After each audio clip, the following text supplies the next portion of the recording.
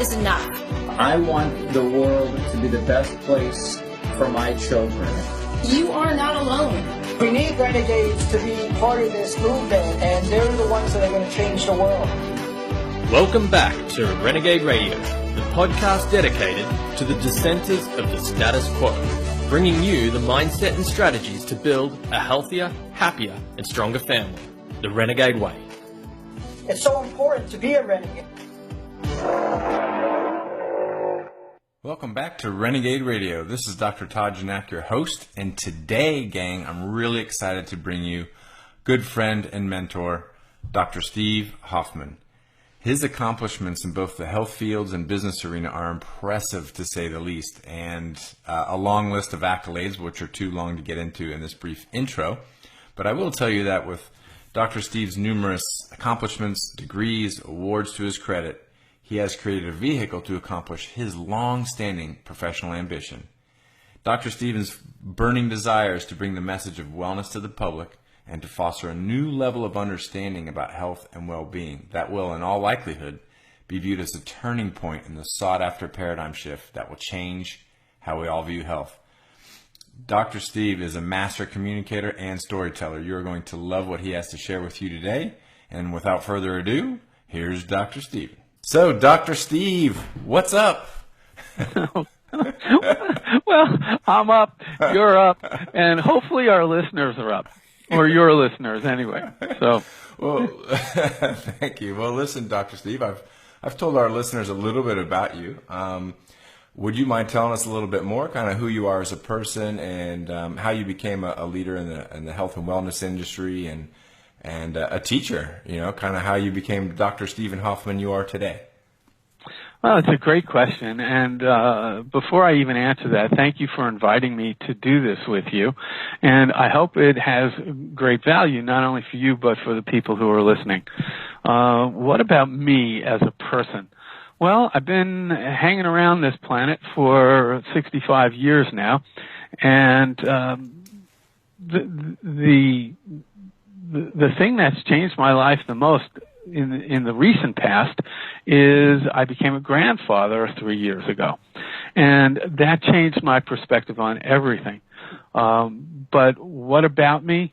I was classically trained as a geologist back in the 70s and 80s. Early 80s, became a chiropractor. So transitioned in the 70s. Went to chiropractic college as a result of hurting my back, going to a chiropractor, having the chiropractor explain about the importance of the nervous system, seeing results not only with the problem that I went for, but also all kinds of other health issues that I never even told the chiropractor that I had. And fortunately, the chiropractor seeing more in me than I was able to see in myself and thought, this is somebody who would be a great chiropractor, and he nudged me along the line to go to chiropractic college, which I did. And at chiropractic college, I was exposed to a whole new way of thinking, a whole renegade approach, if you will, of questioning authority, because I was brought up in a medical paradigm and knew really nothing different. Went to that first chiropractor kicking and screaming, but only because traditional medical approach had failed me.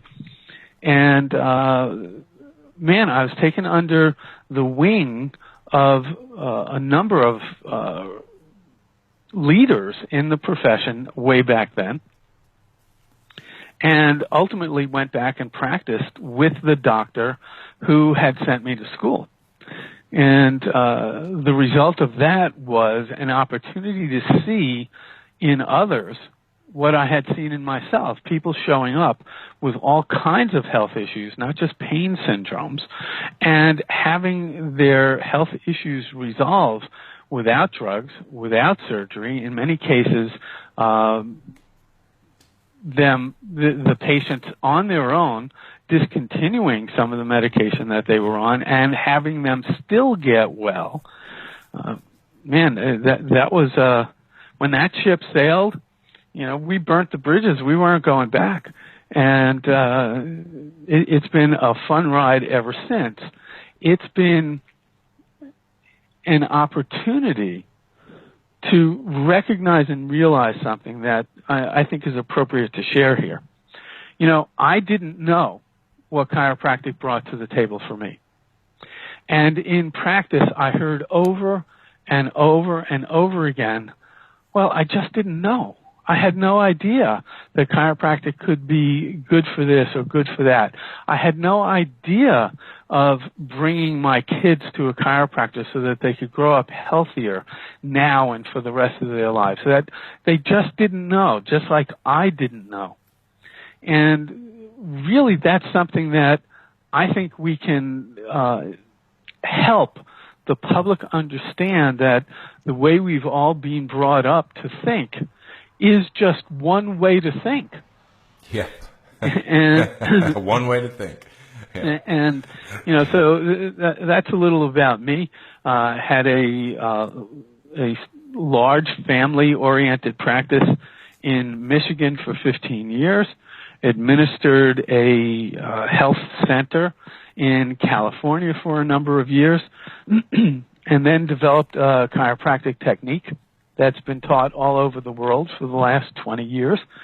And, between you and me, Dr. Todd, the thing that pushes me the most is where I began this little conversation, is creating a better future for my grandchild. I want him to have opportunities that my children never had. And I know my children had opportunities that my wife and I never had. And what's the point of having a family and raising children if they're not going to have it better than we did? And so I like to say that my kids hit a home run in life, but the reality is they started on third base, and that was my job, to get them to third base. Right. So. I like that. And that was my next question for you, Dr. Steve, was, what drives you? What drives you to, it's a holiday where you are, a long weekend, and you've cut time out of your day to be on the show. You speak, all over the world. You make sacrifices to do so. And, my question was, what inspires you to do that? Why make a difference? And I think you just touched on it, which is, we talk about that a lot in the Renegade family. Is selfishly, we want the world to be a better place tomorrow for our kids and grandchildren and future generation. And would that be accurate, Dr. Steve? That's what gets you going in the morning? Well, Dr. Todd, yes, but it's really the tip of the iceberg for me, because I took a retrospective view at my family, realizing that I knew my parents, obviously. I knew their parents, so my grandparents, and I even knew my great-grandmother on my mother's side.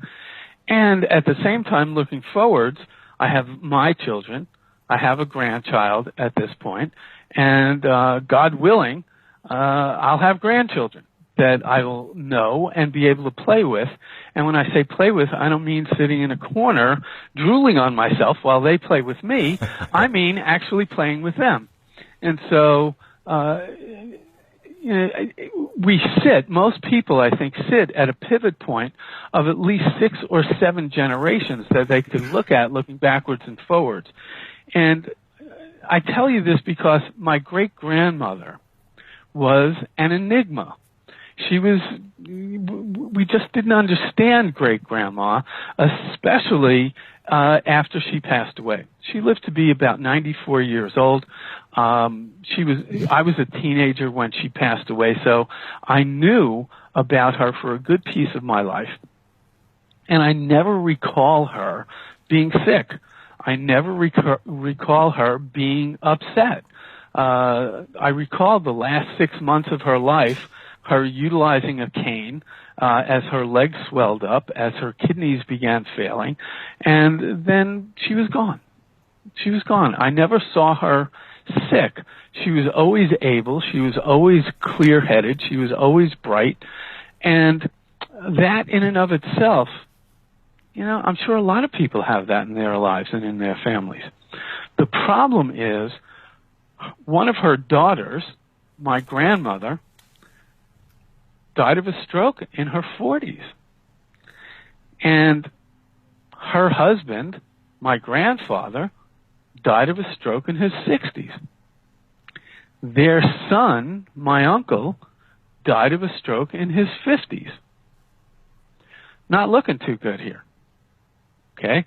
And when I look at my father's side of the family, he's one of 8 children, 5 boys. His father died of a stroke in his 40s. His mother died of a stroke in her 60s. And yet my parents, in my mind, died way too young, but they lived to their mid to late 70s. And when I talked to them about it, they credited the last 20 years of their lives with having sons, because both my brothers are also chiropractors, with having sons who were chiropractors and who had cared for them chiropractically for the last 20 years of their life, which got me to thinking, what made great-grandma so different? Why did she live so long, so well, and yet she got to bury her own child? And what we found out, oddly enough, we thought about diet. Well, great-grandma fried everything just like my mom did. Okay. Just like her daughter, my grandmother, did. Stress. She lived through the Great Depression in the United States, lived through a couple of world wars. Man, she had at least as much stress as everybody else, maybe more. We found out that great-grandma went to a chiropractor week in and week out. No one understood why. But why argue with great-grandma? And she went and she got her chiropractic checkup every week for as long as anybody in the family can recall. And on the one hand, that chiropractor, in my mind, gave my great-grandma a healthier, longer, more vital life. That's the upside, Dr. Todd. I want to talk about the downside because the downside is why I'm here today. The downside, to answer your question, is why I'm showing up with you today. The downside is this. He never explained to great-grandma why she should be bringing her family in. Okay? And maybe I'm crazy, but my hallucination is this. If he had my great-grandmother understand the value of chiropractic care for her children, my brain goes, somehow I think my grandmother would have lived a longer, healthier life. Knowing the role women play in healthcare delivery, I'm convinced she would have gotten my grandfather to also go to the chiropractor.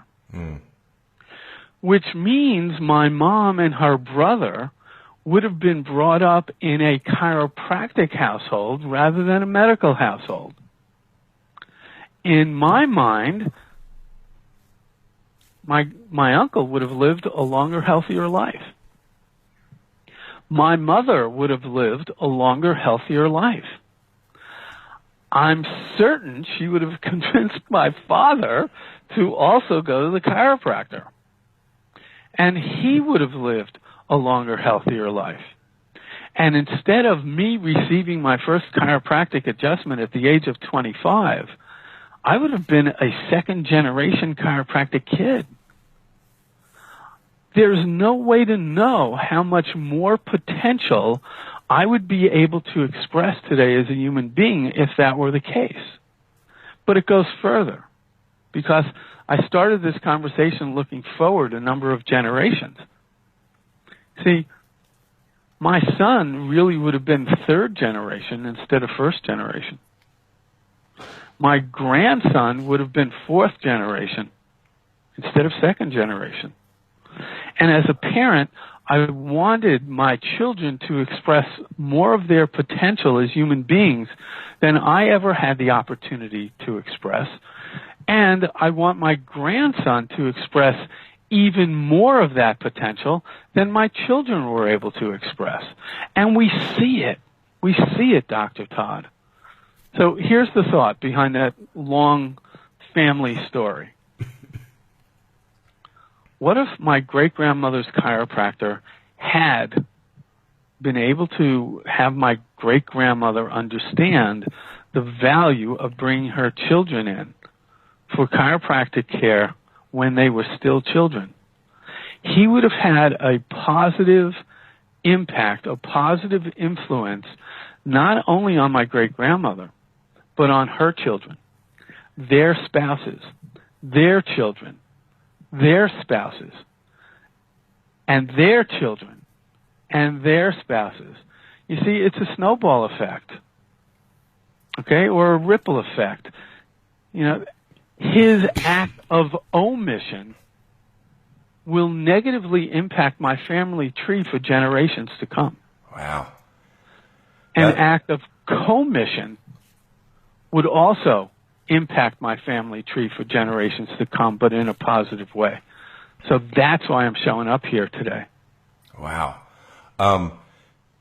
What I wanted to add, that's a fantastic story, Dr. Stephen. Thank you for sharing it. What comes to my mind that some of our listeners may be thinking is, you know, just briefly, how does chiropractic, outside of, you know, backaches and headaches, how could that introduce a better quality of life and potentially longevity through generations?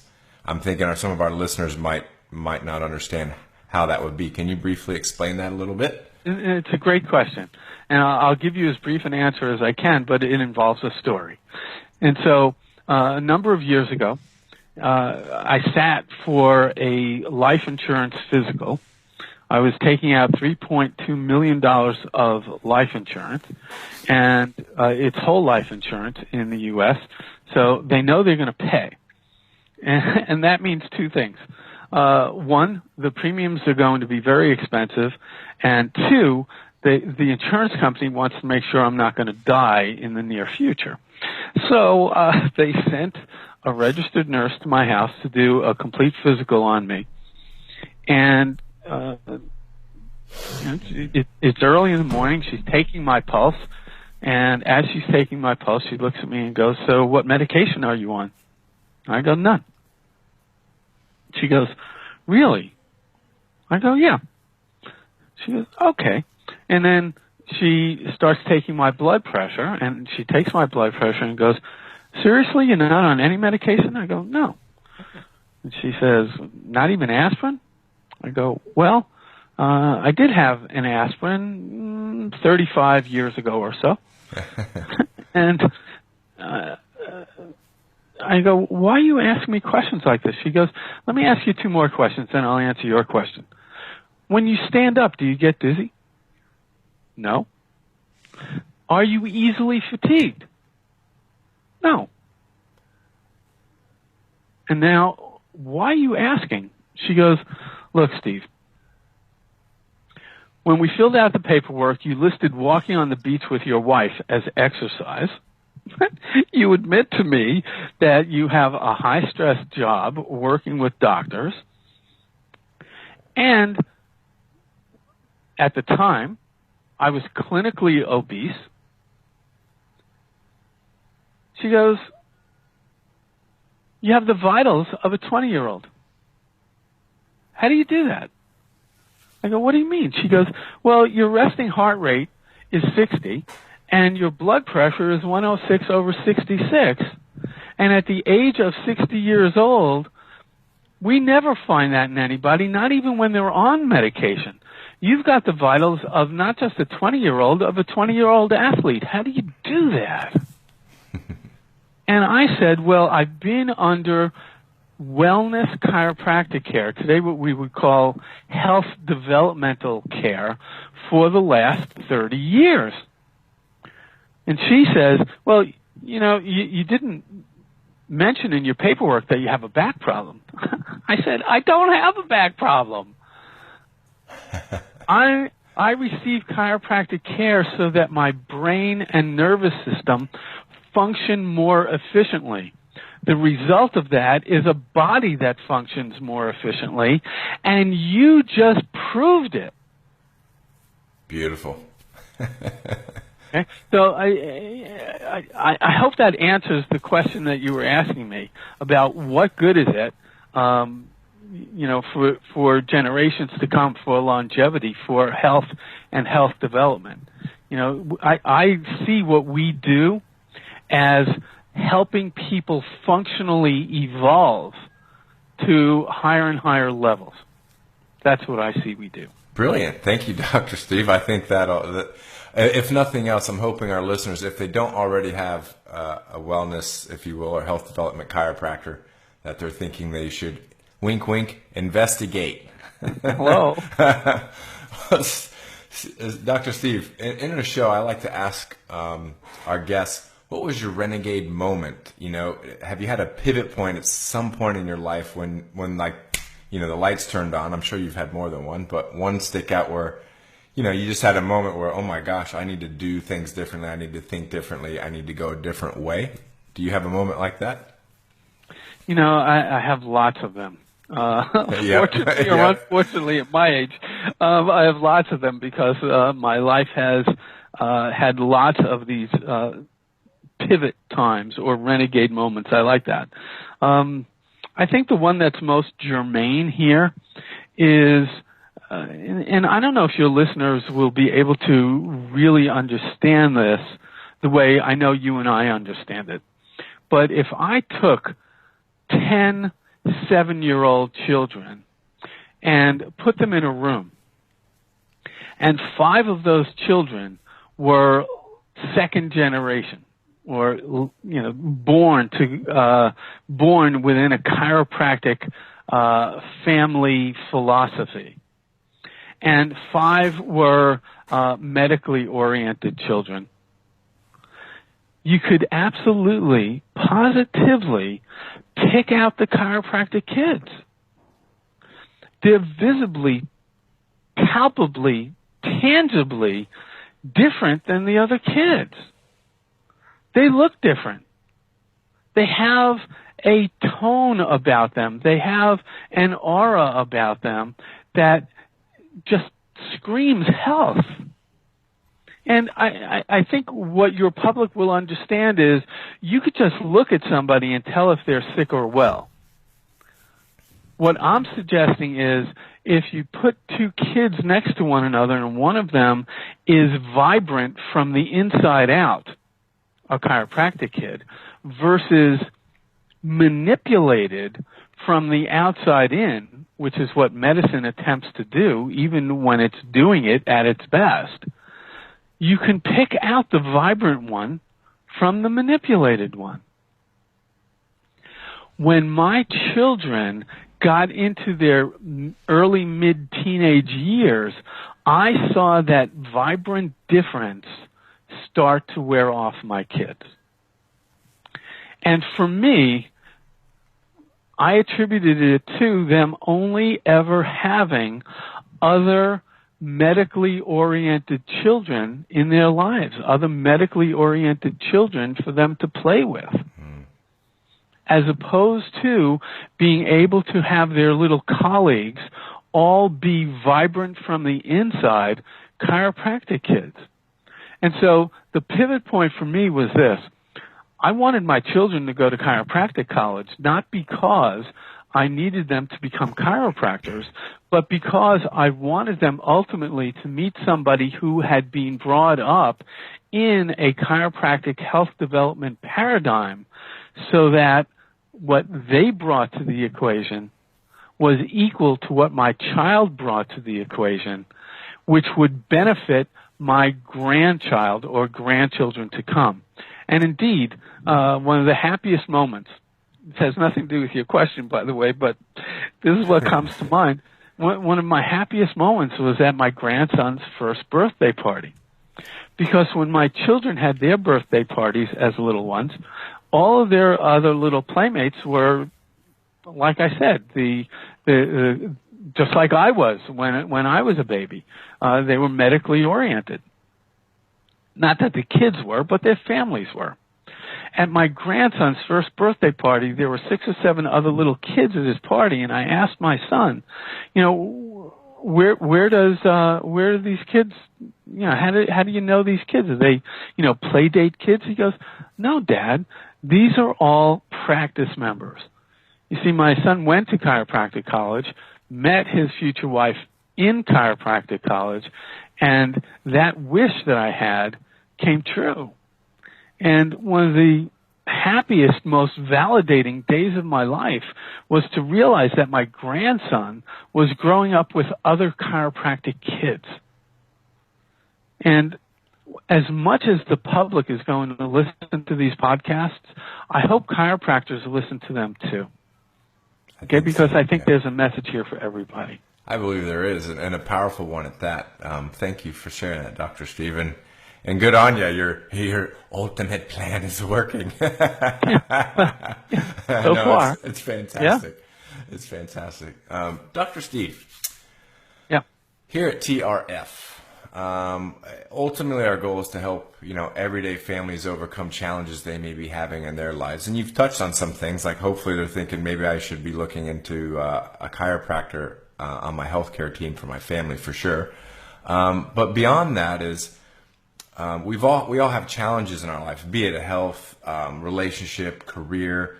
Can you tell us about a time in your life where you had a significant challenge or struggle to overcome, and how did you overcome that challenge, and what did you learn from it? What was your takeaway? That's a great question. Yeah, I think the most poignant story here is bankruptcy. So this is more personal and financial than professional. As I mentioned, I had a very successful practice in Michigan for 15 years, and it was successful for a lot of reasons, not the least of which is I followed a formula in my interactions with people, in business, in practice, that's a very straightforward formula to follow. And when I moved to California with a lot of money and no real clear picture of what I was going to do. Just wanted to come to California. Well, almost. I was on the lecture circuit, and we had a program in San Diego one weekend and LA the next in December. And after 5 days in December in San Diego, my wife looks at me and goes, "Oh, God, I want to live here." And I can certainly appreciate that, being that you were in Michigan. Yeah, that's right. That's right. And so I said, okay, let's do it. And ultimately sold the Michigan practice, moved to California with a lot of money, and with no clear picture of what I was going to do, I made a number of incredibly foolish business mistakes in a row. So much so that everything that I had acquired over 15 years was gone. I now owed a lot of money and qualified for bankruptcy. However, what I also realized was I didn't follow the formula that I had followed when I was successful, and I thought that if I put that formula back into play, I could recreate the success even on top of the massive failures that I had just created. So I want to share, if it's okay with you, I want to share that formula. Please do. I'm sure the listeners are like, what's the formula? What's the formula? Okay. All right. Well, it's a strategic plan, which is different than a battle plan. A battle plan would be, I want to lose weight, so I'm going to do this, and this. And even if half of them fail, I'll still be successful at losing weight. A strategic plan is a plan where if I fail at any step, there's no point in going on with the rest of the steps. Okay, so with that in mind, the first step in this formula is to be able to visualize exactly what I'm trying to create. What do I want the end result of my efforts to be? And I don't mean paint with a broad brush. I mean fill in the details. Be as specific and concrete as you possibly can. Then, once vision is crystal clear, the next question is, well, what will need to be done to do that? What skills, talents, and or abilities will I need to either have or acquire in order to turn that vision into reality? Once the skill sets are in place, and I don't mean that you have to have them, you just have to have people who have them. Okay? I don't know anything about creating a website, but there are people who know how to do that. Okay? So, once the skills are in place, the next piece in this equation is, well, why do I want what I say I want? And as a coach for chiropractors, this is a sticking point for a lot of people. Okay? Why that and not something else? Why is that important? And as a result of not asking and answering that question, what we get is a failure to follow through. For me, with coaching clients, it's a failure to implement. In a chiropractic practice, as I'm sure you know, it's a failure of the practice member to follow through on recommendations. And the motivation to do what needs to be done is often sought from the outside. Somebody to hold them or hold me accountable to do the things that I know I need to do. If you can get your motivation high enough, if you can get your why high enough, then you don't need anybody to hold you accountable. You hold yourself accountable. Okay? And so once motivation is in place, the next piece in the equation is, well, what resources will I need? What vehicle will I have to put together that will allow me to get from where I am to where I say I want to be? Okay? And the vehicle could be time, it could be money, it could be a facility, it could be a coach, it could be schooling. There are all kinds of different resources that people will need depending on what they want to create. And then the last piece, once those first four pieces are in place, is the piece that everyone goes to a chiropractor for. It's the piece that every chiropractor comes to me as a coach for. Everyone wants a plan. Okay? Well, what's the plan? How do I get from here to there? Well, the plan isn't the first piece. It's the last piece. And it's dependent upon knowing what you want to create, whether you have the skills and abilities to do it, why it's important to you, and putting together the right vehicle to get there. You know, Dr. Todd, people have heard a cliche, at least in the U.S., that if you fail to plan, you plan to fail. It's not true. Much better to have no plan than to follow the wrong plan as hard as you can.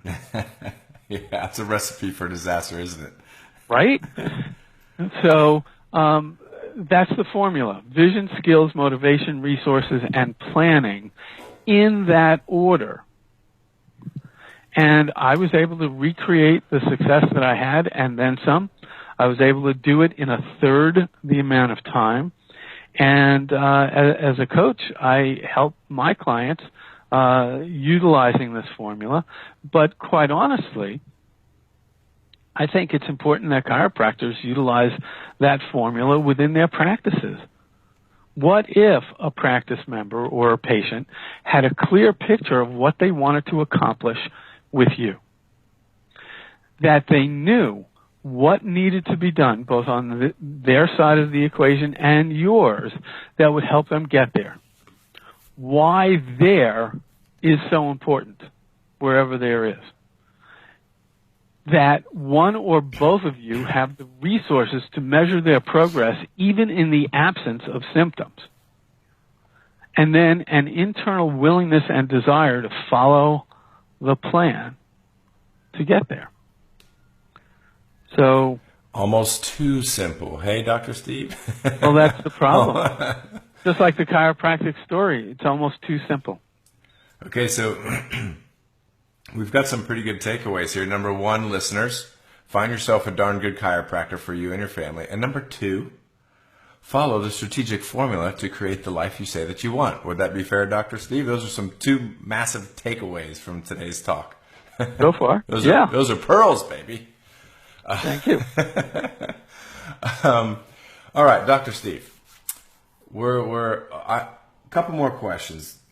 This one is, this is kind of out of the left field, so to speak, not following our flow really, but would you say to our listeners it would be important for them to be a, quote, renegade in their life to get what they want?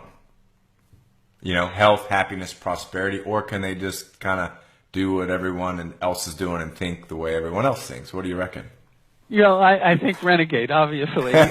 Leading question. You didn't have to lead me to that one. And I'll tell you why. I think the default mode that most people live by is a mode that will not get them where they want to go. In practice, what I heard from one new patient after another is, I want to get rid of this. I want to get rid of that. Can you help me make such and such go away? And that's the prevailing mental paradigm that exists in society. A renegade doesn't look at what do we need to do to get rid of something. A renegade looks at what can I do to gain something that I want but don't have. And that, I think, Dr. Todd, is the paradigm shift that I would also want your listeners to embrace. Can they utilize resources, health professionals, others in their life, not just as agents to help them get rid of something that they have and don't want, but also to utilize them to gain something that they want but don't have? That's the outside of the box thinking that a renegade would bring to the equation. Wonderful. Beautiful. Thank you, Dr. Steve. I love that. You're welcome. So, Dr. Steve, we're coming to the point in our show where I like to refer as the Renegade Wrap-Up. And often is the most valuable portions of this podcast. So just a couple of questions here to help our listeners along. Regarding health, happiness, or prosperity, what was the best advice you've ever received, and how do you think our listeners could apply that to their life? Great question. I'll put it in the same format that it was put in when it was given to me. Okay. I was asked what I thought my single greatest asset was. The one thing that was most valuable that I had with regard to my relationships with my loved ones, with my patients, with my community. What was the one most valuable thing I possessed? And if your listeners are thinking through this, they're going to come up with, I'm guessing, they're going to come up with some of the same answers I came up with. Well, I'm honest, I'm forthright, I work hard, I have a good work ethic, I have a clear mind, I am a great practitioner, I'm good with my hands, I'm empathetic. And all of those are great things. But they're not your single greatest asset. And when this was pointed out to me, it became, in answer to your question, the single greatest piece of advice I received. The answer was, my own health and well-being was the single greatest asset I brought to the equation in any and all of my interactions. Because if I go down, everything stops. Okay? Doesn't matter how much money I have, doesn't matter whether I'm honest or forthright, doesn't matter if my technique is magnificent. What matters is if I go down, all of that stops. And so what I would encourage your listeners to embrace is the idea that their own health and well-being is the single greatest asset that they bring to the table, and that the single greatest way to invest in that asset is to make sure that their nervous systems, their brains, their nervous systems are functioning as efficiently as possible for as long as possible. Beautiful.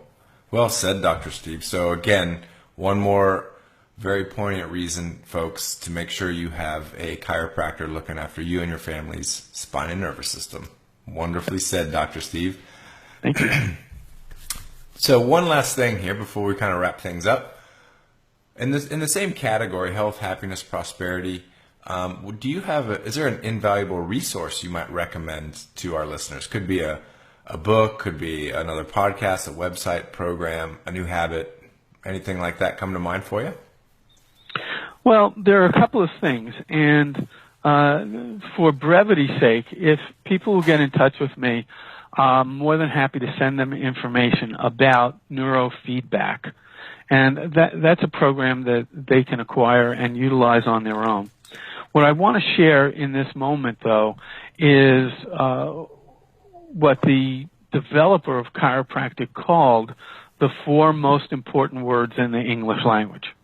That's the resource that I want to share. Okay. And what he said was the 4 most important words in the English language are accumulative, constructive, or destructive, survival value.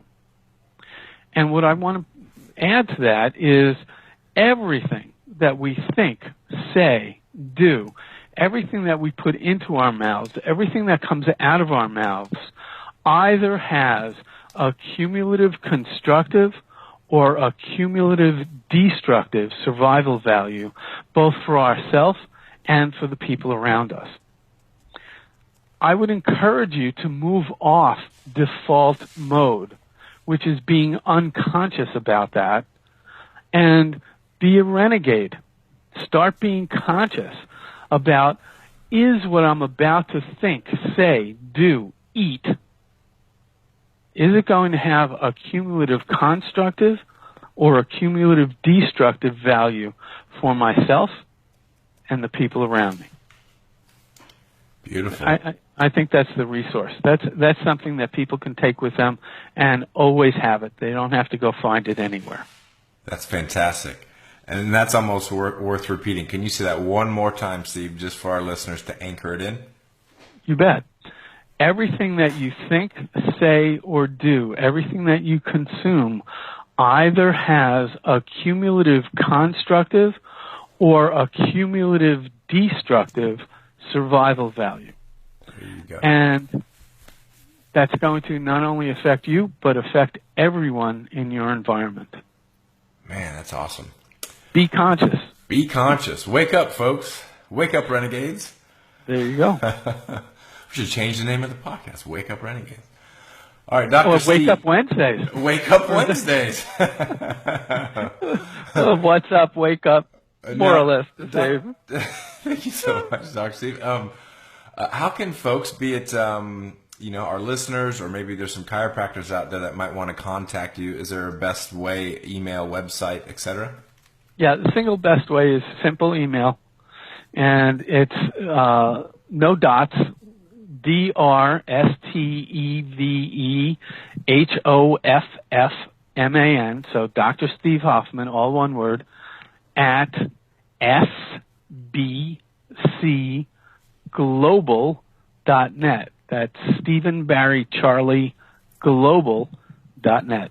And I'm happy to field emails from any and all folks. If I could help in any way, please feel free to be in touch. That is great. And TRF listeners, I will we'll have an entire page dedicated to today's conversation and all clickable links, and Dr. Steve's email too if you wish to contact him. And you can find us at www.therenegadefamily.com. Dr. Steve, I have truly enjoyed speaking with you today, and it's been a long time since we've spoke, so I've just enjoyed it, whether we're recording or not. And as always, you've inspired me with your wisdom and experience, and I'm sure our listeners today have taken away heaps of value. So thank you so much for sharing. And again, listeners, you can go to therenegadefamily.com. There will be, again, a dedicated page. Dr. Steve, any closing remarks you'd like to leave with our audience today?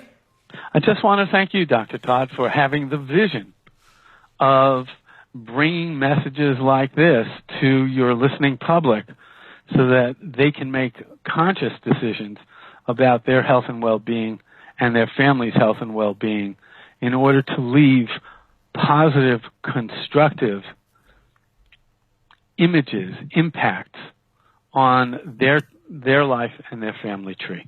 So I thank you for doing what you do. I love you, Daddy. We're counting on you. My mom is a renegade. Thanks for tuning in to Renegade Radio. If you haven't yet done so, please subscribe to us on iTunes and leave us a rating and review. Also, like us on Facebook at facebook.com/TRFTribe. Please email us your questions for FAQ Friday and we'll do our best to answer them in a future show. Simply email us at faq@therenegadefamily.com. If you got value from this episode and know someone else that would benefit from it as well, please share it with them. Changing the world is going to start in your house. This is Dr. Todd, and from my family to yours, we wish you all the best. God bless, and we'll catch you soon.